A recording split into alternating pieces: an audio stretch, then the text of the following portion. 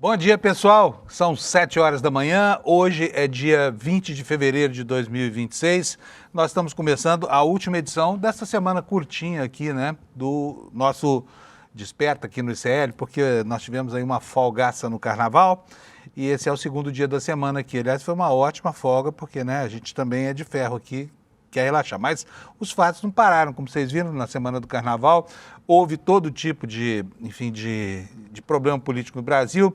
Começar pelo desfile das escolas de samba, que politizaram o tema da campanha, ameaças da justiça eleitoral que não se cumpriram, nós temos do outro lado adesivaço dos bolsonaristas e vai por aí afora. Mas o que importa mesmo é que a semana vai terminando com o trem voltando aos trilhos no caso do Banco Master em relação ao Supremo Tribunal Federal.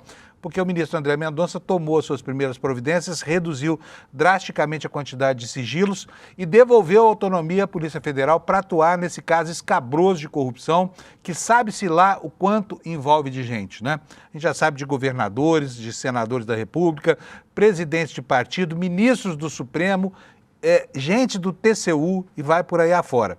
Então agora talvez a gente tenha uma ideia melhor do que representam os esquemas armados por Vorcar, esse homem que subornou a República inteira com o dinheiro que brotava da sua cornucópia fraudulenta, chamada Banco Master, né? Que era a cabeça desse conglomerado de bancos e instituições financeiras picaretas, que nada mais eram do que uma pirâmide, um esquema Ponzi. Na verdade, um grande golpe de estelionato que vinha sendo gestado com a aquiescência dos poderosos desse Brasil, dos três poderes, né? Então, esse assunto continua na pauta de hoje. E nós temos vários outros assuntos para comentar com vocês. Vamos antecipar aqui que houve uma decisão do Supremo Tribunal Federal em relação à pretensão desse grupo neofascista chamado Escola Sem Partido de tutelar as escolas de uma cidade no sul do país. Daqui a pouquinho a gente vai falar sobre isso, tá bom? E temos também o Bolsonaro transformando a Papuda numa espécie de comitê do PL. Aliás, é bem apropriado, né? O PL que já teve lá no escritório do Valdemar Costa Neto, ainda cumprindo pena, né? Um outro escritório também vinculado aí com a situação prisional do seu chefão. Agora é o Bolsonaro, o ex-presidente presidiário, que faz da Papuda uma espécie de comitê avançado de campanha, de onde ele continua lá emanando os seus raios todos, os seus raios políticos todos, né? Esses são os assuntos, mas antes de começar o jornal, como fazemos todo dia aqui, vou chamar o meu querido amigo Alex. Bom dia, Alex, como é que vai você? Dormiu bem, descansou? Bom dia, Panunzio, tudo bem? Boa sexta-feira para todo mundo. Estou um pouquinho cansado que essa semana foi curta, mas o trabalhador brasileiro cansa mesmo trabalhando um dia na semana, Panunzio. Ô, Alex, não reclama, vai, nós tivemos uma folgaça aqui. A gente não tem nada que reclamar, né? Sim. Foram 5 dias direto aqui de folga, olha, voltamos revigorados, né? Com a vontade louca de trabalhar. E essa semana curta é engraçado, gente, porque uma semana de 2 dias não combina muito com a gente, né, Alex? Não. A gente está acostumado aqui a chegar na sexta-feira assim, todo mundo aqui desabando de cansaço, porque o país não permite, né?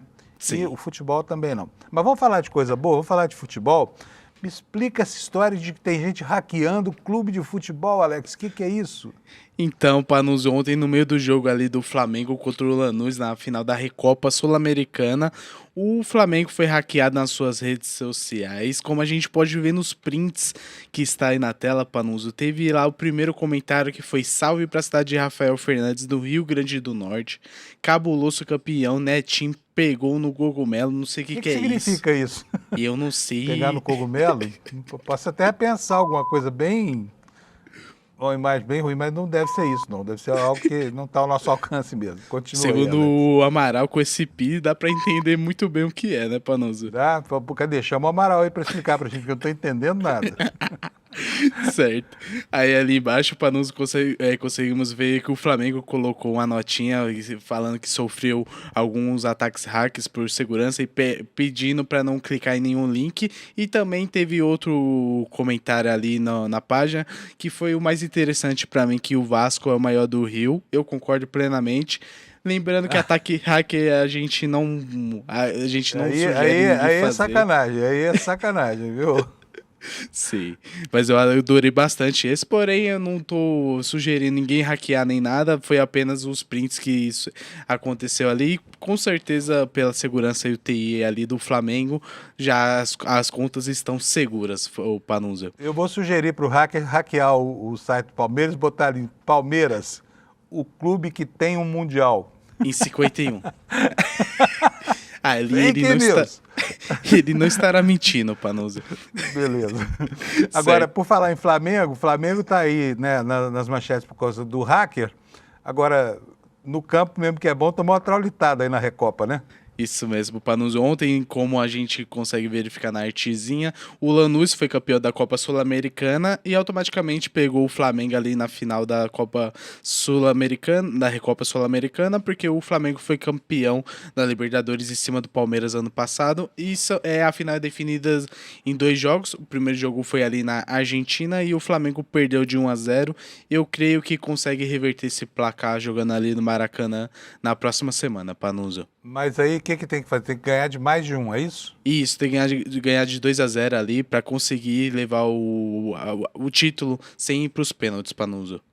Quem é esse Lanús? Quem é esse time? Então, ele é um time argentino. Eu vou pegar referências que tem no Palmeiras, que tem dois atletas lá que jogaram no Lanús. O Flaco Lopes foi revelado pelo Lanús e também o nosso capitão Gustavo Gomes também foi revelado ali pelo Lanús. Então é um time que tem uma base muito forte ali na Argentina, que serve para vender ali para médios e grandes clubes da Europa, Panunzio. Palmeiras pelo menos não tem nome estrangeiro, né? Não é uma Não. estrangeiria, é um anglicismo, né? Sim, que a Argentina a gente consegue verificar pela tradição ali, os ingleses têm muitos clubes que são com a nomenclatura inglesa, né, Panunzio? Exatamente. Bom, temos mais? Ou por hoje tá bom? Não, tem mais um joguinho que aconteceu ontem, foi um jogo atrasado da segunda rodada, Panunzio. O Atlético Paranaense recebeu o Corinthians jogando na Arena da Baixada e perdeu 1-0, o gol do Rodrigo Garro. E essa vitória, Panunzio, colocou o Corinthians lá na ponta, tá no G5, como a gente consegue ver na artezinha atualizada. Nada mudou do ano passado para cá, o Palmeiras continua em primeiro com 7 pontos. E se você quiser ver a tabela atualizada, é só pausar e ver o vídeo no gravado também. Tudo É simples, você vai fazer um print de tela e aí Isso. você fica aí, né? Aproveita, printa agora. Ó. Vamos dar até um tempinho pro pessoal fazer o print, né? Para armar Printa aí, vamos ao nosso amigo Santista Vascaíno do Internacional Cruzeiro, que está ali na zona de rebaixamento, Panunzio. Maravilha. De resto é isso, bom programa. Tá, e bom fim de semana para você também. No fim de semana nós vamos ter alguma coisa na seara do esporte? Ou... Sim, no Campeonato Paulista teremos os jogos ali do mata-mata ali das quartas de finais. O Palmeiras amanhã pega o Capivariano e teremos também outros jogos como o Red Bull Bragantino e São Paulo e assim por diante, que segunda-feira a gente traz o resultado aqui do Paulistão e dos outros estaduais também. Maravilha, para te poupar de ouvir, né, os nossos palpites aqui. Aliás, tem um caboclo aqui no ICL, nós precisamos denunciar esse cara aqui no ar, chama Caio Sim. Marinato. O Caio Marinato é o nosso agente das loterias aqui. A gente faz aqui um bolão no ICL, né? Então, pela enésima semana seguida, nós conseguimos errar 6 dezenas da Mega Sena. Por isso é que você está assistindo esse jornal aqui hoje, viu? Porque se o Caio tivesse acertado, a gente provavelmente estaria já chegando, nessa altura do campeonato, no Canadá. Né, Alex? Isso mesmo, Panuso. Meus pêsames aí, mas vai dar certo. Uma hora vai chegar. Independente do ano ali, Panuso. Eu falei para o Caio aqui que quando a gente completar 55 milhões de jogos, aí a gente provavelmente terá ganho uma Mega Sena sozinhos, tá? Isso mesmo. Porque a chance de ganhar na Mega Sena é essa, sozinho, 1,55 milhões. Bora. Beleza, Alex, obrigado, viu? Bom dia para nós. Pessoal, vamos aqui para as manchetes no site do ICL. Antes disso, tem a meteorologia, né? Antes disso, tem a meteorologia aqui para vocês. Como vocês podem ver, está todo o território brasileiro aí, exceto o extremo norte e algumas poucas áreas do litoral e da zona do agreste da região nordeste, sem alerta aqui. O resto do país está debaixo de um alerta que está aqui, olha, são dois, ó, tempestade e chuvas intensas, tá? São os dois alertas do dia hoje aqui. A chuvarada vai ser pior aqui no norte do Mato Grosso e também no interior do Paraná, logo aqui próximo à divisa com São Paulo, né? Onde aqui há dois alertas. Olha, há um aqui vermelho, Esse aqui é perigoso pra caramba, alerta de tempestade, e um amarelinho que é alerta de tempestade também, tempestade menor. Então, vamos hoje ter um dia de bastante chuva. Agora, aqui em São Paulo, hoje, que está dentro dessa área aqui de chuva, o dia amanheceu com céu azul, né? Que, aliás, tem sido uma raridade. Vamos aqui para as temperaturas, para você saber como é que vai ser o tempo na capital do seu estado. Olha só, Porto Alegre vai ter nuvens com pancadas de chuva e 29 graus de máxima. Em Florianópolis, 28 graus de máxima, a mesma coisa, previsão de chuva.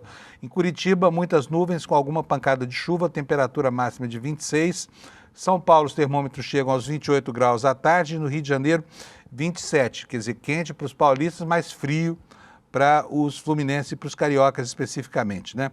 Em Vitória, a temperatura máxima vai ser de 30 graus, nuvens e pancadas de chuva. Em Belo Horizonte, chuva isolada com 25 de máxima. Centro-Oeste agora. Em Goiânia, muitas nuvens, pancadas de chuva, trovoadas isoladas, máxima de 30 graus. E em Brasília, a máxima é de 27 com a mesma previsão. Diferença por causa da altitude, né? Porque as duas cidades são muito próximas. Em Campo Grande nós teremos 30 graus, chove bastante, a mesma coisa em Cuiabá, mas a temperatura lá vai a 32 graus. Em Porto Velho, 30 graus Celsius de máxima, também chove bastante. Em Rio Branco chove também, 31 graus Celsius. Em Manaus, nuvens, pancadas de chuva isoladas, quer dizer, menos chuva, 23 graus.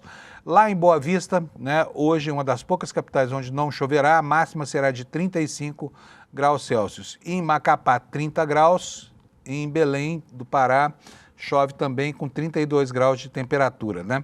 E Palmas, no Tocantins, 31 graus Celsius, chove bastante, terá trovoadas isoladas, segundo o Instituto Nacional de Meteorologia. Agora vamos aqui para o Nordeste. São Luís do Maranhão terá 30 graus, com chuva. Em Teresina, temperatura... Opa, inverno lá em Teresina, ó. Peguem os cachecóis, senhores piauienses. E o gorrinho de lã, não se esqueçam, porque vai fazer máxima de 28 graus, hein? Tá agradável pra caramba o verão desse ano aí para vocês. Tá moleza, né? Para quem está acostumado com aquelas temperaturas na casa dos 40, não tivemos nada parecido esse ano ainda, hein? Vamos lá, seguindo aqui, Fortaleza, a partir daqui as capitais do Nordeste não tem chuva, tá? Só nuvens no céu, lá em Fortaleza vai fazer 31 graus, em Natal 31 graus também, deixa eu abrir o mapa aqui para botar João Pessoa na nossa previsão, porque senão o pessoal da Paraíba acha ruim. 30 graus Celsius em João Pessoa, dia bom para a praia também, em Recife também dia bom para a praia, com nuvens no céu, temperatura de 33, mais alta do que de costume. Em Maceió, 32 graus Celsius, em Aracaju também 32, em Salvador chove e a máxima será de 29 graus. Essas são as previsões para as capitais hoje, ao longo do dia. E agora vamos para as manchetes. Já são 7h13, daqui a pouquinho eu vou ter o Kleber Lourenço aqui, vou passar com vocês. Olha só, destaque do dia, destaque em todos os órgãos de comunicação, mas no nosso site você tem informação estruturada e muito bem explicada aqui para você. O ministro André Mendonça, na contramão de Toffoli, destravou as investigações do caso Master. Já não era sem tempo, né? E ainda tem muita coisa errada a ser corrigida aí no Supremo Tribunal Federal. Outra manchete, a área técnica do TCU recomendou arquivar uma apuração sobre eventos de Worcar na Bahia. Esse aqui é o Cine Trancoso, denunciado pelo Lula Costa Pinto, que essa semana incendiou as manchetes dos jornais aí ao redor do país. A festa brava, né, que o Worcar dava lá na Bahia, filmava tudo e depois compõe acervos de vídeo, provavelmente para chantagear o universo dele, o universo da política, né? Eu sei que tem gente morrendo de medo do que pode estar registrado nesses filminhos, tá? O Lula já viu e já contou para nós como é que é. Bom, com relação à geopolítica global, né, nós temos aqui uma informação do Jamil Chad. Olha, o Brasil, gente, o Brasil é o terceiro país do mundo que mais dá lucros aos Estados Unidos na relação comercial. Ou seja, é onde os Estados Unidos mais ganham, né, em relação a exportações e importações. Daqui a pouquinho a gente vai esmiuçar essa matéria do Jamil Chad. O governo Cláudio Castro enrolado lá, o governador pode ter o processo que vai dar no seu impeachment julgado, porque agora o TSE resolveu liberar o caso para votação, mas a informação do nosso site, olha aqui, olha, ele usou caixa da SEDAI para dar uma pedalada lá de 150 milhões de reais lá no governo do estado do Rio de Janeiro. Lá na Câmara, o tal PL antifacção, devolvido ao DERIT, que já causou uma enorme confusão com a sua atuação absolutamente ideológica, ele agora está travando a pauta da Câmara e o governo resolveu bancar esse projeto, né? Vamos ver no que é que vai dar essa relação difícil aí com uma pessoa que está pautada pelo bolsonarismo e principalmente pelo Tarcísio, né, para causar confusão nessa área da segurança pública. CPI do INSS, será que Vorcaro vai? Será que Vorcaro não vai? O vice da CPMI está dizendo o seguinte, olha, ele tem que responder sobre as relações dele com o Toffoli, né? Mas já foi autorizado pelo ministro André Mendonça a não comparecer. Então fica aqui a dúvida, será que Vorcaro vai? E se for, será que vai falar alguma coisa? Com relação ao regime carcerário do ex-presidente presidiário Jair Messias Bolsonaro, o ministro Alexandre de Moraes autorizou visitas e aqui, como eu falei lá no comecinho, né, a Papuda virou diretório do PL. Aliás, se tem um local bem apropriado para montar um diretório do PL, é mesmo lá na Papuda, tá? Então, o Bolsonaro está fazendo, digamos assim, uma missão exploratória. Quem sabe se já não transfere, em definitivo, a sede do PL lá para Papuda, né? E último destaque nosso aqui, não é o último, é o penúltimo, na verdade, tá? Imagina isso, a palavra recorde, é um estrangeirismo, né? Rendeu um processo do Ministério Público Federal contra a Rede Globo, em que o MPF pede 10 milhões, porque os repórteres e apresentadores da Globo falaram recorde ao invés de recorde. A palavra é grafada como uma paroxítona, recorde, né? No inglês não tem o E final. Em português não tem acento. Não tendo acento, ela é paroxítona. Se fosse recorde, teria que ser acentuada no E. Mas as pessoas falam no Brasil, é voz corrente. Recorde, todo mundo fala. De vez em quando até eu falo. Fulano de tal quebrou um recorde mundial. Você não fala assim? Pois o Ministério Público Federal acha que isso é uma corrupção da maneira correta de falar da língua culta brasileira e está pedindo que a Globo pague 10 milhões de reais, porque o César Trai de vez em quando fala recorde, ao invés de recorde. É mole? E tem mais uma história. Gente, o TJ de Minas Gerais,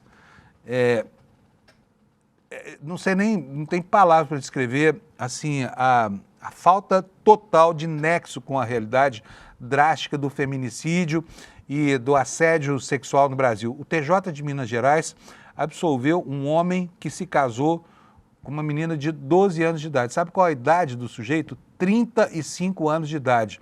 Um desembargador lá entendeu que quando se estrutura o núcleo familiar, o motivo para processar alguém por ter molestado sexualmente uma criança. Vamos falar bastante disso também, tá bom? É isso aí, já são 7h17, hora de trazer para a tela o meu companheiro Kleber Lourenço, que sempre tem notícias ótimas para a gente na ponta da língua. Tudo bem, Kleber? Bom dia. Bom dia, Panunzio, bom dia, comunidade do ICL, tudo bem? Tudo beleza, Kleber. Como é que a gente começa? Pode escolher o assunto hoje, fica por sua conta, Kleber.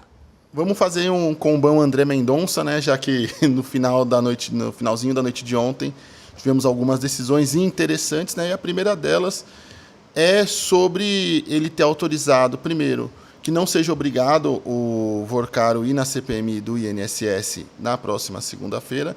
Ele também não autorizou que ele pudesse ir de jatinho particular para Brasília, uma vez que ele é um réu na justiça e tem esse risco de fuga também. E a própria decisão do André Mendonça fala sobre isso. E entre as coisas interessantes que tivemos também ali no entorno de André Mendonça, é que ele, até você comentou um pouquinho nas manchetes do site, Panunzio, é que ele reduziu o grau de sigilo, no caso Master ali, e autorizou que mais peritos da Polícia Federal pudessem acessar as provas, inclusive os aparelhos. Na decisão, inclusive, ele fala que, em função da quantidade de aparelhos, em torno de 100, um perito da Polícia Federal demoraria até 20 semanas para que concluísse toda a perícia, fizesse a extração de dados e analisasse o levantamento concluído. E agora ele vai aumentar a quantidade de peritos da Polícia Federal responsáveis pela análise desses aparelhos. Panunzio. Beleza, maravilha. Bom, eu gostei muito, pelo menos a gente vai poder agora saber um pouco mais do que sabe sobre o que está nesses autos, né, Kleber? Assim que tiver concluída, eu não estou aqui postulando vazamento de nada, não. Estou dizendo o seguinte, a gente, na mão do Toffoli esse processo, se os próprios peritos não podiam compulsar o material a ser periciado, Que dirá nós mortais que estamos aqui aguardando as informações para alimentar a opinião pública, né, Kleber? Exatamente. E já para a próxima semana, há a expectativa de que a PF entregue mais um relatório sobre o caso Master, um relatório ali um pouco mais conclusivo, com um apanhado de todas as informações que foram levantadas, as relações e conexões de Vorcaro também, e que esse relatório ajude André Mendonça a decidir se o caso vai ficar na instância superior no STF ou se vai passar para instâncias inferiores. Quando eu conversei com alguns membros do tribunal e também da Polícia Federal, eles acreditam que vai ser muito difícil esse caso sair do STF, até pelas relações do próprio Vorcaro. A gente não teve ainda acesso à íntegra do que foi encontrado no celular dele, mas já está muito claro que há conversas não só com o Toffoli, mas também com outras autoridades, outros ministros do STF e, inclusive, com políticos parlamentares, sejam eles deputados ou senadores. Então, tendo em vista todo esse cenário, é muito difícil que esse caso saia do STF. Mesmo assim, esse relatório vai ser muito importante para que o ministro possa balizar os próximos passos. Na decisão de ontem, ele até deixou muito claro que a Polícia Federal não precisa ficar consultando ele constantemente para avançar na apuração, a não ser que encontre algo ali muito extraordinário, algo muito peculiar. Caso contrário, a Polícia Federal terá autonomia para seguir o curso das investigações normalmente. Vai ser importante a gente ver o que vai sair desse relatório na semana que vem. Muito bem. Bom, agora na semana que vem, dia 23, está marcado o depoimento do vigarista, do banqueiro vigarista Daniel Vorcaro, lá a CPMI do INSS. Isso. Será que ele vai, Kleber? Olha, segundo os membros da CPMI, próprio presidente da CPMI, o senador Carlos Viana e também pelo deputado Duarte Júnior, que é vice-presidente da comissão, eles vêm falando já há semanas que tanto o Vorcaro quanto seus advogados já revelaram que ele vai sim à comissão e que vai falar com os parlamentares, vai responder as perguntas que forem feitas, mas deixou muito claro que vai responder apenas aquilo que for circunscrito ao tema da CPMI, que é, de fato, os descontos indevidos a aposentados e pensionistas. Porém, eu conversei ontem com o deputado Duarte Júnior, que comentou que os deputados estarão livres e os senadores da comissão estarão livres para fazerem outros tipos de questionamento, como, por exemplo, as relações de Vorcaro com autoridades da República, como, por exemplo, o próprio ministro do STF, Dias Toffoli. Muito bom. Vamos ver, então, vamos aguardar, porque ele está autorizado a não comparecer pelo ministro André Mendonça, né? Vai só se quiser e fala só sobre o que quiser. Vai ser ouvido, né? Ele não pode se autoincriminar lá na CPI, mas eu estou curioso para saber, quem sabe se não surge daí um aceno de que esse cara queira contar o que sabe sobre os políticos, né, brasileiros, já que ele mantinha relações tão sediciosas assim com a nata da política, principalmente ao centro, mas também à esquerda, tá? A esquerda não está livre desse enrosco aí, não, né? Como a gente sabe, no banco dele tinha conselheiros que são próceres da esquerda e tudo mais. Então, é todo mundo lá no Congresso.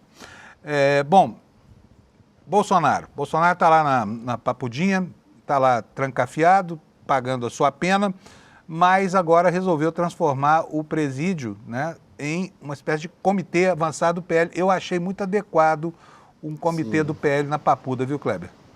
Exatamente. O que aconteceu é que agora todas as disputas políticas do PL, de resoluções sobre formações de chapa, composição para disputar as eleições deste ano, estão sendo feitas dentro de um presídio. Isso mesmo, Panunzi, e a nossa audiência também parece um pouco surreal o que a gente está falando aqui, mas, por exemplo, na decisão de ontem do ministro Alexandre de Moraes, ele autorizou as visitas, eu vou até pegar a lista aqui para a gente ver junto, para nós falarmos juntos. Ele autorizou as visitas de Anderson Luiz de Moraes, secretário de Estado de Ciência e Tecnologia do Governo do Rio de Janeiro. Também autorizou a visita de Bia Kicis, deputada federal do Distrito Federal. Também a visita de José Vicente Santini, assessor especial do governador de São Paulo, Tarcísio de Freitas, do deputado Marco Feliciano e, por fim, do senador Rogério Marinho, que é o articulador da campanha de Flávio Bolsonaro. Todas essas visitas... Pode falar, Panunzinho. Fico aqui na dúvida, será que esse pessoal vai ter coragem de entrar na Papuda? Porque pode ser que não consiga sair. Olha, pelo interesse dessas pessoas, com certeza elas vão entrar sem pensar duas vezes, principalmente porque já há boatos de que o próprio deputado Marco Feliciano quer disputar o Senado por São Paulo, uma vez que o Eduardo Bolsonaro está fora da jogada, uma vez que está foragido nos Estados Unidos e responde a um processo por obstrução de justiça. A deputada Bia Kicis também vem ali aventando possibilidades no Senado e também vem trabalhando na articulação pela Michelle Bolsonaro para disputar também algum cargo no Distrito Federal, seja ele governadora do Distrito Federal, deputada distrital, deputada no Distrito Federal ou até mesmo senadora. E, além disso, nós temos os emissários dos governos tanto do Rio de Janeiro quanto de São Paulo, que certamente vão tratar de questões mais regionais ali quanto à formação de palanques. Isso porque também nessa semana o ex-presidente Bolsonaro recebeu também o senador Carlos Portinho, que foi tratar com o presidente também sobre a composição de chapa no Rio de Janeiro, já que com a saída de Flávio Bolsonaro, que disputaria a reeleição pelo Senado e agora vai disputar a presidência, abre mais uma vaga à disputa pelo Senado no campo da extrema-direita, então tem vários nomes ali interessados e a disputa nesse campo também deu uma embolada dentro do próprio PL. Então, todas essas revisitas que eu comentei e até as anteriores são para discutir a formação de chapas e discutir entraves políticos do próprio PL.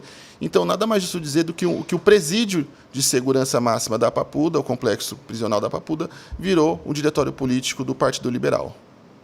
Bom, tá bom. É justo. E aí, que presidido por Valdemar da Costa Neto merece despachar na Papuda. Exatamente. E aí, Panuso, é interessante porque os aliados de Jair Bolsonaro falam sobre ele ser vítima de uma perseguição, de uma espécie de tortura, mas veja só, ele vive confortavelmente em uma espécie de flat na Papuda, uma cela maior que muitas residências de brasileiros, e além disso, ele reclama sobre o rigor da sua pena, mas essa semana o ex-presidente sul-coreano, que tentou dar um golpe ali no ano passado no país, a gente até acompanhou isso um pouquinho também aqui no ICL, ele foi condenado à prisão perpétua por uma tentativa de golpe. Então, veja só, na verdade, o Brasil ele é muito manso e muito até cuidadoso com os seus golpistas. Bolsonaro reclama até, se a gente olhar o cenário internacional, de barriga cheia. De fato. Agora vamos falar um pouquinho sobre essa história do trabalho nas Forças Armadas de militares que foram condenados por participar da trama golpista.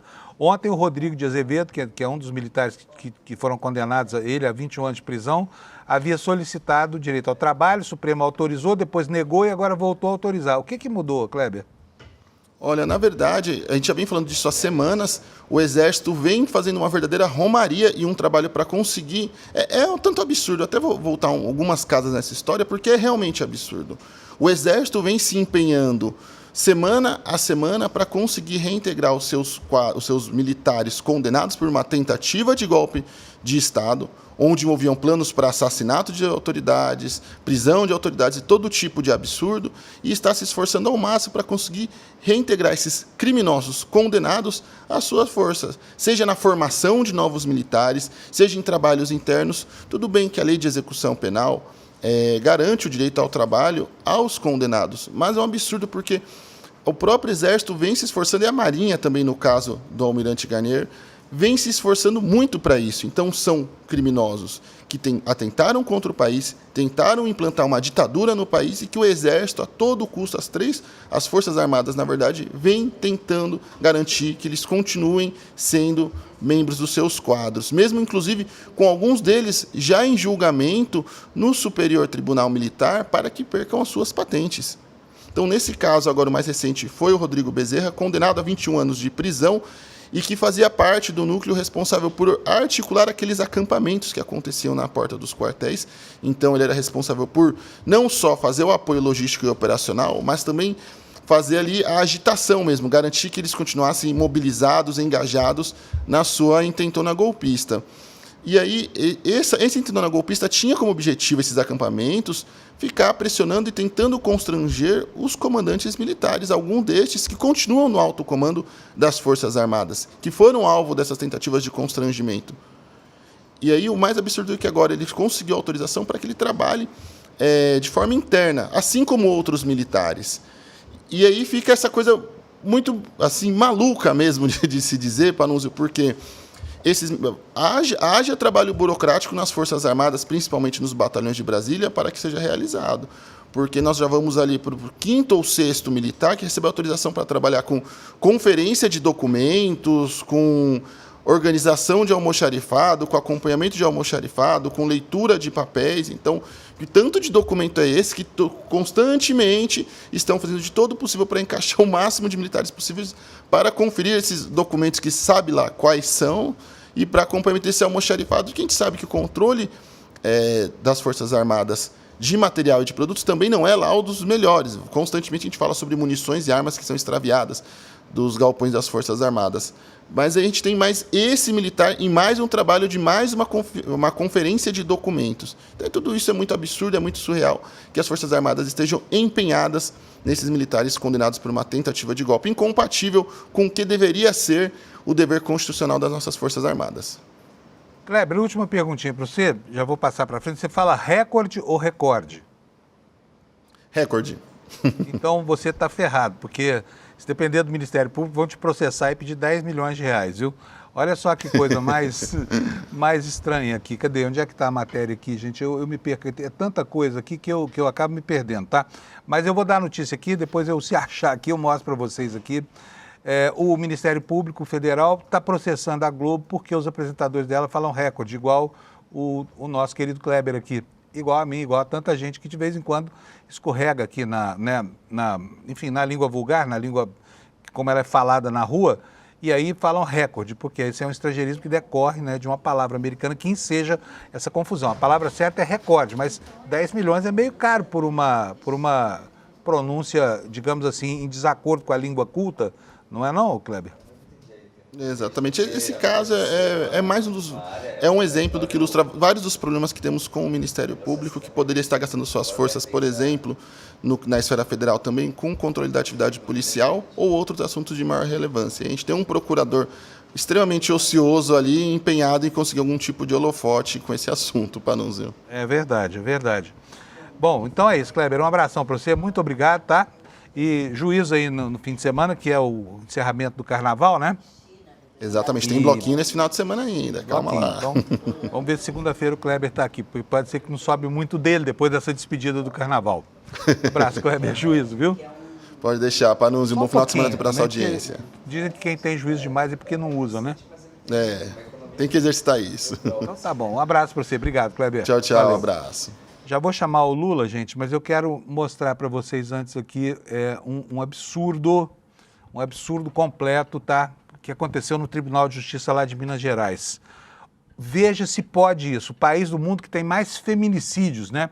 Que tem uma infância ameaçada, que a todo momento se depara com um escândalo aí, porque um marmanjo qualquer, velho, está assediando uma menina que é menor de idade, que está abaixo da idade na qual o sexo pode ser consentido, tá? Põe na tela para mim, por favor, Alex. Veja só isso, marido e menina, é a matéria no Consultor Jurídico, o site jurídico, né? Formação de núcleo familiar descaracteriza estupro de vulnerável, decide o Tribunal de Justiça de Minas Gerais. A 9ª Câmara Criminal Especializada do TJ de Minas, por maioria de votos, hein, reconheceu a atipicidade material em um caso de estupro de vulnerável contra uma menina de 12 anos, uma criança, absolvendo o homem acusado do crime e a mãe da vítima que teria sido conivente com o delito. O réu tem 35 anos de idade. O que disseram os desembargadores de Minas? Que vergonha, TJ de Minas Gerais, pelo amor de Deus, sabe? Cadê a sintonia com as necessidades desse tempo horroroso que nós estamos vivendo? Mas vamos lá. Todo relacionamento mantido entre o acusado e a menor não decorreu de atos de violência, coação, fraude ou constrangimento, mas sim de um vínculo afetivo. Que história é essa? Um vínculo afetivo consensual entre um homem de 35 anos e uma menina de 12. Tenha santa paciência, sabe? O desembargador se chama Majid Nawef Lawar. Ele foi o relator das apelações de réus. E aqui a matéria do Conjur diz o seguinte, prevaleceu no colegiado o entendimento de que o caso concreto comporta a aplicação de um distinguishing, ou seja, o reconhecimento de uma situação peculiar que autoriza uma decisão diferente de precedentes, como a súmula 593 e o tema repetitivo 918 do Superior Tribunal de Justiça. Quer dizer, o assunto está sumulado. Aí vem esses desembargadores de Minas e produz esse absurdo jurídico, sabe? Isso aqui provavelmente vai ser estudado nas aulas aí de direito criminal nos próximos anos. Não é possível que esses desembargadores não saibam o momento que o país vive em relação ao desrespeito à infância, à mulher, né, à condição de vulnerabilidade de pessoas que são estupradas. Essa que é a verdade, né? Enfim, fica aqui o registro dessa aberração do TJ de Minas Gerais, uma vergonha de decisão. Tomara que o STJ reveja isso e decida que esses desembargadores estão com a cabeça na lua quando prolatam uma sentença como um acórdão como esse aqui. Deixa eu chamar o Lula, tá prontinho o Lula já? Oi, Lula, bom dia.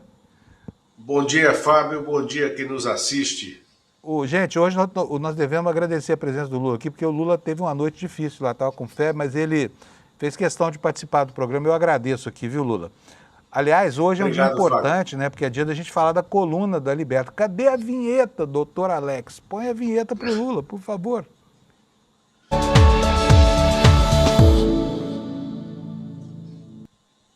Agora sim, né, Lula? Isso, Fábio, né? A coluna Reserva Exclusiva está abrindo com uma notícia. Não vou contar tudo aqui, porque as pessoas precisarão entrar lá a partir de amanhã, às 5 horas da manhã, quando a revista vai para o ar.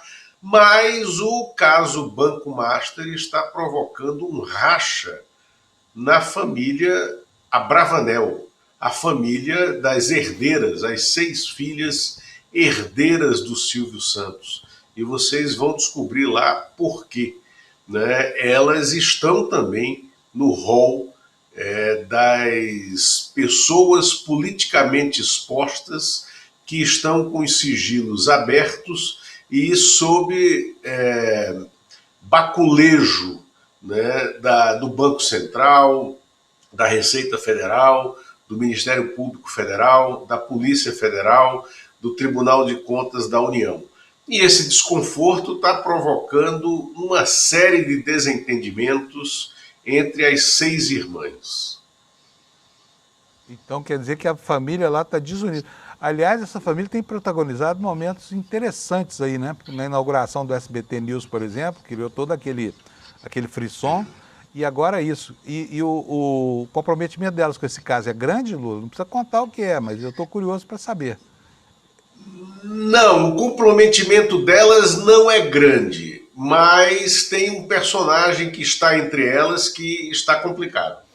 Eu até imagino, um personagem que por acaso já ocupou um cargo importante na Esplanada. Isso, exatamente. Não, se você quiser, caro telespectador, vá ler a coluna do Lula na revista Liberta, tá? Se você não é assinante, a assinatura é baratíssima, custa R$19,20 por mês. É só botar lá no seu navegador, revistaliberta.com.br. E eu vou dizer para vocês mais uma coisa, hein?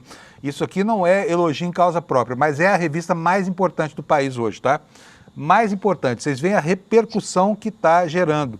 A história do Cine Trancoso, por exemplo, que o Lula há 2 ou 3 semanas, desde o dia 19 de fevereiro, a gente vem falando sobre isso aqui. Então, portanto, hoje nós já estamos no dia 19 de fevereiro não, dia 19 de janeiro, é isso, Lula? Isso, 22 de janeiro. Faz um mês que a gente está falando isso aqui, agora a imprensa descobriu o tal do Cine Trancoso, né, Lula? Então você que é assinante da Liberta já sabia disso um mês antes, é uma vantagem, né?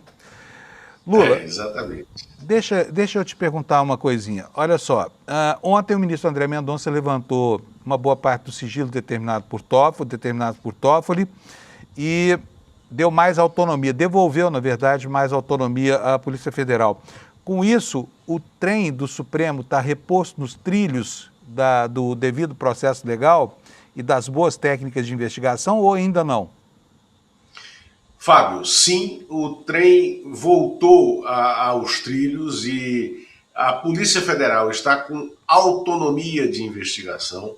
O Tribunal de Contas da União, os auditores independentes e concursados, ou seja, os servidores de carreira, se rebelaram contra esse ministro Jonathan de Jesus, e que estava chantageando a investigação, que estava, em nome do Centrão, atuando para enfraquecer a investigação. Eles também recuperaram a autonomia investigatória, e uma pena é que, nesse processo de recuperação, há uma ação que corre no TCU e que está aguardando o parecer, o relatório de um ministro bolsonarista, por sorteio, que é o ministro Jorge Oliveira, que foi chefe de gabinete do Bolsonaro, tanto no Palácio do Planalto quanto no Congresso Nacional. Então, houve essa recuperação e teremos avanços, né, nesse caso, na próxima semana, com certeza. Segunda-feira está marcado o depoimento do Daniel Worcaro na CPMI do INSS. O ministro André Mendonça deu uma decisão permitindo que ele não vá se não quiser. E, obviamente, está incluído aí o se for, pode ficar calado. É muito provável que o Daniel Worcaro... É muito provável, não. O Daniel Worcaro não quer ir. Ele só irá se for de fato obrigado, ele só virá a Brasília se for de fato obrigado a vir na segunda-feira. E a tendência, o depoimento está marcado para as 16 horas. A tendência é que, vindo, ele fique calado, porém, né, a grande discussão é como vai ser o comportamento, a postura do deputado Alfredo Gaspar, que é o relator dessa CPMI, que é um personagem pérfido da política brasileira. É uma figura, ele era procurador-geral de Justiça de Alagoas e era aliado dos Calheiros. Depois ele migrou para o outro lado e se tornou um satélite do Arthur Lira na política local e virou um dos maiores bolsonaristas alagoanos, né? E ele está fazendo da CPMI a plataforma de lançamento dele para a disputa ao Senado, né, por Alagoas. Inclusive, nesse desempenho de ator, né, à frente do relatório da CPMI do INSS, ele já deixou para trás o seu criador político, Arthur Lira. E ele hoje divide as intenções de voto com Renan Calheiros, pai, que precisa ser reeleito em Alagoas, que disputará a própria reeleição em Alagoas. Então, o Alfredo Gaspar pode aproveitar para fazer aqueles papéis que, na minha opinião, são patéticos, né, de relatores de CPI que colocam os investigados no banco dos réus, naquela mesa das CPIs, e ficam fazendo monólogos, né, e não inquéritos, não são inquirições, né? São monólogos de pergunta, como se fossem atores. O Worcaro não quer se submeter a isso e ele não quer falar na CPI. Então, é muito provável que ele use esse expediente dado a ele pelo Supremo Tribunal Federal. Mas na terça-feira, o Worcaro também está convocado a falar na comissão que não tem poder de polícia, na Comissão de Assuntos Econômicos do Senado, que é a comissão que é presidida pelo Renan Calheiros. E o Renan Calheiros quer extrair desse depoimento do Worcaro na CAI muita coisa contra Arthur Lira, e tem, né?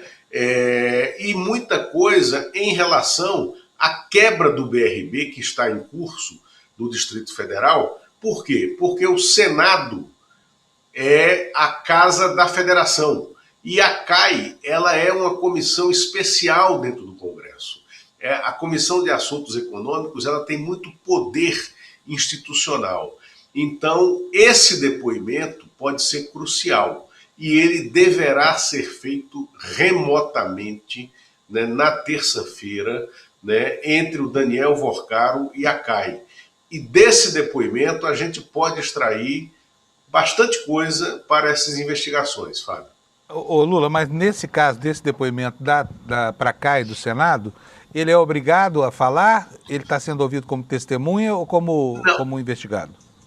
Ele não é obrigado a falar, a CAI não tem poder de polícia, porém, ele é fundamental para compor as investigações que estão correndo dentro das estruturas normais de fiscalização do Banco Central, porque há uma comunicação direta entre a CAI e o Banco Central e a Receita Federal, pela própria dinâmica de auxílio entre as instituições. Então, o que me falaram é que, para a CAI, ele vai colaborar. porque ele tem interesse para a defesa dele em colaborar com a CAI. E na CAI ele deverá falar muito sobre o caso BRB, que está esquentando, Fábio. Porque está faltando uma operação da Polícia Federal em Brasília, né? Já houve no Amapá, já houve no Rio de Janeiro. E o governador ibanês continua flanando sobre o assunto aí, caladinho, sem se manifestar, sem nada, vai ganhando espaço aí, né? Ganhando tempo, porque a situação dele não é boa. Agora, deixa eu ler aqui para o senhor uma notícia que está no nosso site, porque eu queria o seu comentário sobre isso, já que foi você quem informou ao país que isso existia. Está aqui na tela de vocês, a área técnica do TCU recomendou arquivar aquela apuração sobre os eventos, as orgias que o Vocaro armava lá em uma casa alugada, uma casa de luxo alugada na Bahia, né?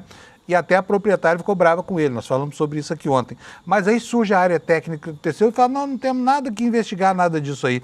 Tá bom pro Vocaro lá no TCU, hein, Lula? Tá bom para o Vocaro do TCU. O TCU é um tribunal amigo do Vocaro, né? E aí é uma apuração do UOL que avançou sobre a nossa, tá? Que foi além da nossa. O UOL diz hoje, numa das reportagens, que nessas imagens do Cine Trancoso, que foi como nós chamamos essa série de imagens, nessas imagens do Cine Trancoso há a presença de ministros do Tribunal de Contas da União e de muita gente muito amiga dos ministros do Tribunal de Contas da União, porque eram integrantes do governo Bolsonaro, isso nós dissemos, né, que entre integrantes do Poder Executivo tinha muita gente do período do Bolsonaro.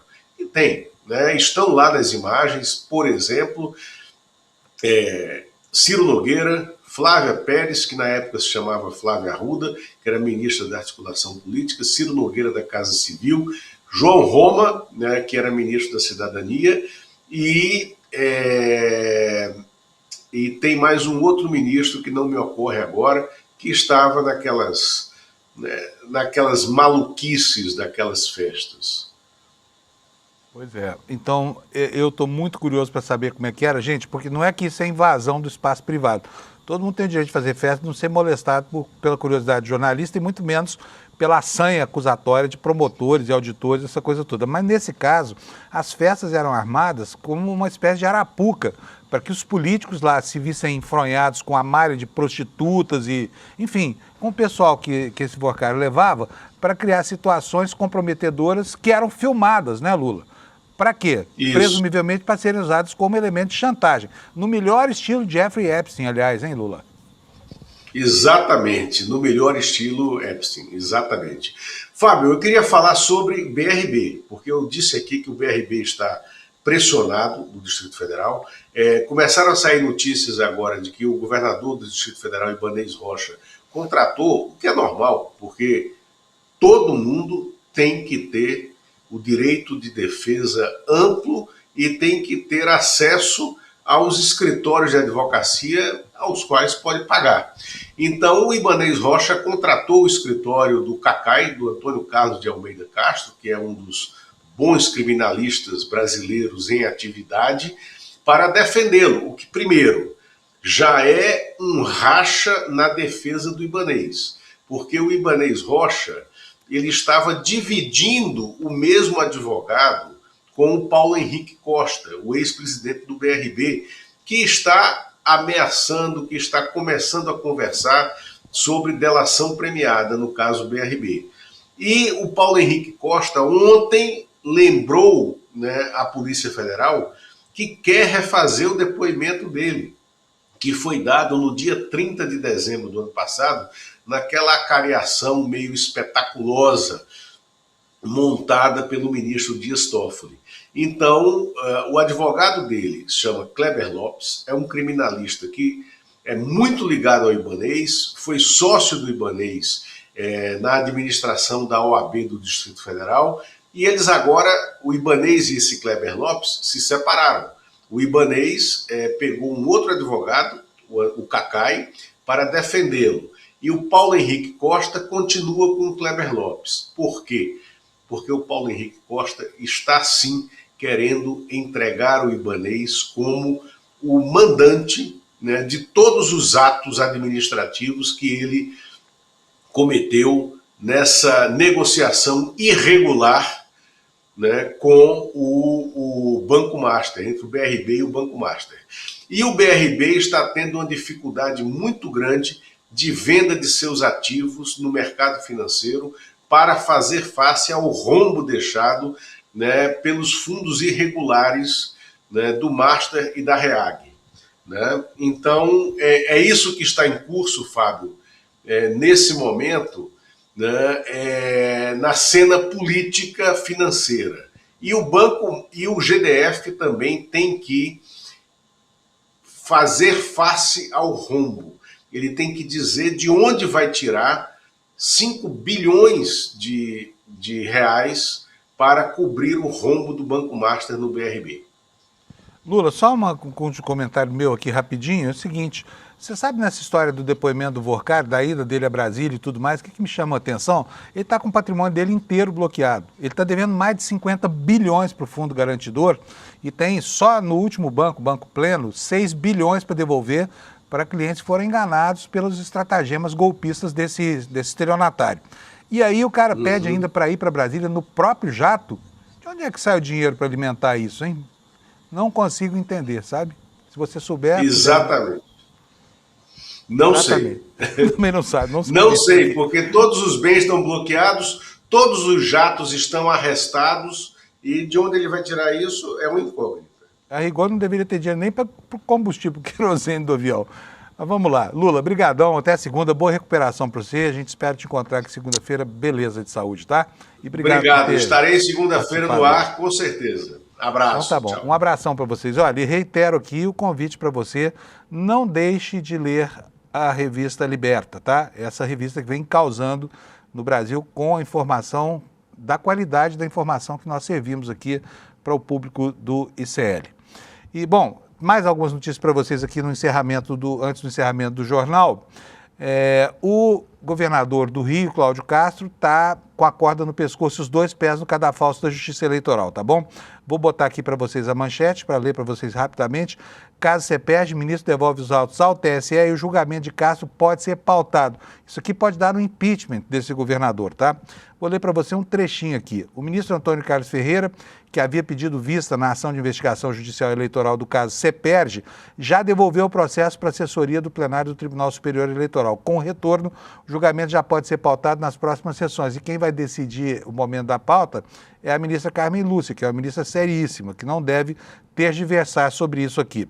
Esses autos foram devolvidos às 18h45 desta quinta-feira. Ontem, o recurso do Ministério Público Eleitoral pede a cassação do mandato e a decretação de inelegibilidade do governador Cláudio Castro, acusado de ter arquitetado um esquema de contratação de milhares de servidores temporários pela Fundação Estadual CEPERJ, né, vinculada à Universidade do Estado do Rio de Janeiro, com finalidade eleitoral na campanha de 2022. Quer dizer, o velho voto de cabresto aí contra a concessão de empréstimos, tá bom?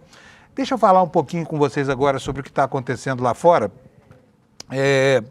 Duas coisas, né? Primeiro, nós temos a informação, hoje dada pelo Jamil Chad, de que, não, deixa eu botar aqui na página que eu quero, de que o Brasil, olha aqui, ó, tá aí para você, pode botar, por favor, Alex.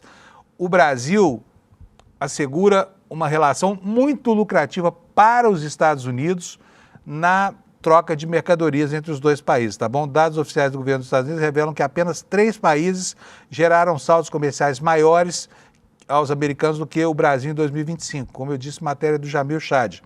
Ele diz aqui, ó, o Brasil vai na contramão do mundo. Apesar do anúncio de tarifas inéditas contra dezenas de países em abril do ano passado, o déficit comercial dos Estados Unidos aumentou 32,6% em dezembro, atingindo 70 bilhões e 300 milhões de dólares, segundo informações do Departamento de Comércio. Em todo o ano de 2025, o déficit comercial caiu apenas 0,2% para 901 bilhões, quase 1 trilhão. Ou seja, o tarifaço do Trump não surtiu o efeito que se esperava, né? E Diz aqui a matéria do Jamil, os dados apontam que o tarifaço contra o Brasil, de fato, surtiu efeito profundo na balança comercial dos dois países. Em 2024, o saldo favorável aos americanos era de menos de 2 bilhões. Ainda que várias das tarifas tenham sido retiradas, o governo brasileiro estima que elas estão sendo aplicadas em 22% do fluxo de bens nacionais do Brasil para os Estados Unidos. Além disso, durante os meses que estiveram em vigor, as tarifas contra o Brasil foram algumas das mais elevadas do mundo. E enquanto o mundo discute ainda as consequências do tarifaço, o caso do Epstein e tudo mais, gente, adivinha sobre o que o Trump está falando? Adivinha? Cita aí um assunto completamente estapafúrdio, fora da pauta, para desviar a atenção e tentar construir uma cortina de fumaça. Vou mostrar para vocês, se você não entendeu ainda qual é o assunto, está aqui na manchete que eu peguei no UOL, mas está também nos jornais norte-americanos. Ele mandou os órgãos dos Estados Unidos divulgarem os arquivos sobre alienígenas. Não vou ler a notícia não, mas vou contar para vocês um pouquinho da história de como é que nasce essa cortina de fumaça. Nasce porque alguém perguntou para o Obama se a Área 51, que é aquela área, né, que está, enfim, em 10 em cada 10 teorias da conspiração, tem mesmo ETs e OVNIs abatidos. E o Obama falou, não, nunca vi nada de ET. E o Obama disse um pouquinho mais, falou o seguinte, não, deve existir extraterrestre por causa da dimensão enorme do espaço, né? Mas eu nunca ouvi falar. Aí o Trump acusou o Obama de, porque falou isso, uma declaração de quem quer desviar do assunto, acusou o Obama de ter divulgado dados secretos, quando o Obama não falou absolutamente nada. E criou, em cima disso, essa medida, falou, manda os órgãos dos Estados Unidos divulgarem os arquivos sobre os alienígenas, né? Não vai ter nada nesses arquivos, obviamente, mas aí tem registro de aparições, enfim, essa coisa que alimenta, né, a fantasia dos ditos ufólogos. O que foi, Alex? Fala para todo mundo, vai. Fala para todo mundo. Pode falar, aparece aí, Alex. Fala para todo mundo, porque o Alex está lembrando um episódio muito... Fala, qual foi o episódio de disco voador e alienígena, Alex? O ET Bilu também, o Trump falou que vai divulgar essas informações sobre esse ET, Panusa. Em respeito à mais absoluta verdade jornalística aqui, o Trump não disse que ia investigar o ET Bilu, mas era até uma boa, né? Você se lembra daquele ET que acho que foi o Cabrini que entrevistou, o pessoal do PAN, não lembro mais quem foi, mas que apareceu, surgiu, ficava lá no meio do mato com aquela voz infantil, falando, sou o ET Bilu, sou o ET Bilu. Enfim, os americanos estão se divertindo lá com o Trump agora, dizendo que pode haver material sobre ETs lá que o governo dos Estados Unidos esconde da população. Eu, pessoalmente, sou muito cético, tá? Não sei você aí, você tem todo o direito de acreditar no que quiser, mas até agora, né? Até agora o mundo não há nenhuma prova de que exista nada disso. Vamos seguir aqui com o noticiário, porque eu quero ficar fora dessa polêmica, tá? Já são 7h57. Olha, hoje é uma sexta-feira importante. A gente estava falando aqui sobre dados do tarifaço, as consequências, né? A piora do déficit comercial do Brasil, que favorece os Estados Unidos. E agora tem essa informação que está aqui no G1. Suprema Corte dos Estados Unidos pode decidir hoje, sexta-feira, sobre a legalidade do tarifaço do Trump. A decisão deve definir os limites de poder do republicano para impor tarifas sem o aval do Congresso e pode afetar medidas aplicadas contra o Brasil, né? Eu, se fosse você, não esperaria muito disso, tá? Porque a justiça americana tem constituído a retaguarda, né, das maluquices que o Trump tem feito lá, debaixo da Constituição, que se supunha ser uma das mais sólidas do mundo. Mas a notícia diz o seguinte, olha, a Suprema Corte dos Estados Unidos pode anunciar nesta sexta-feira a sua decisão sobre a legalidade do amplo aumento de tarifas impostas pelo presidente Donald Trump e a importação de produtos de diversos países, entre eles o Brasil. A análise das tarifas de Trump envolve um recurso do Departamento de Justiça contra uma decisão de uma instância inferior da Justiça que concluiu que o republicano extrapolou a sua autoridade ao impor a maior parte das taxas globais com base em uma lei federal destinada a situações de emergência.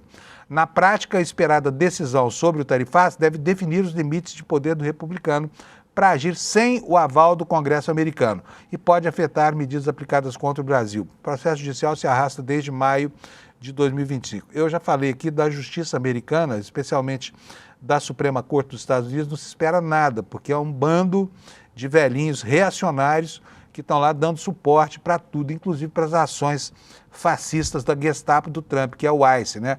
Que é a polícia da imigração, tá bom? E o nosso tempo acabou, vem aí o N1. Antes do N1, eu preciso convidar você para conhecer a nossa inteligência artificial, o Oráculo ICL. Isso vai acontecer no dia 26, na próxima quinta-feira, às 20 horas, portanto falta uma semana, né? E aqui o nosso marketing serve como uma forma nova e 100% personalidade de aprender e colocar em prática todo o conhecimento dos grandes pensadores do ICL. Vai ser dia 26, tá? O lançamento do nosso oráculo aí, o oráculo que o ICL produz para que a nossa comunidade possa ficar melhor informada, né? E menos sujeita a informações falsas, informações maliciosas que podem turvar, inclusive, o universo da informação, tá bom? Para você que está interessado, é só vir aqui no despertaicl.com.br, deixar lá o seu e-mail, porque a gente manda um convite para você participar do lançamento do nosso oráculo, a inteligência artificial do ICL, tá bom? Nós temos audiência aí, por acaso? Temos, olha aí, Desperta ICL. Ontem nós terminamos em primeiro lugar, hoje de novo. Já faz uns 10 dias assim, que eu não vejo nenhum dos nossos concorrentes terminar esse horário aqui na nossa frente. Em todo caso, hoje estamos ali, ó, 19.111 pessoas, à frente da Jovem Pan News, que vem em segundo, com 17.800 pessoas, da CNN, Revista Oeste, VTV News, não tem para ninguém. Então, muito obrigado pela audiência, pelo prestígio que você nos dá quando assiste aqui a nossa programação, que é feita com toda a técnica, todo o carinho e toda a ética, para que você possa ficar bem informado com respeito e dignidade, tá?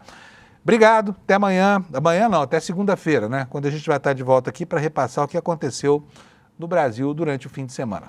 Tchau, obrigado pela sua audiência.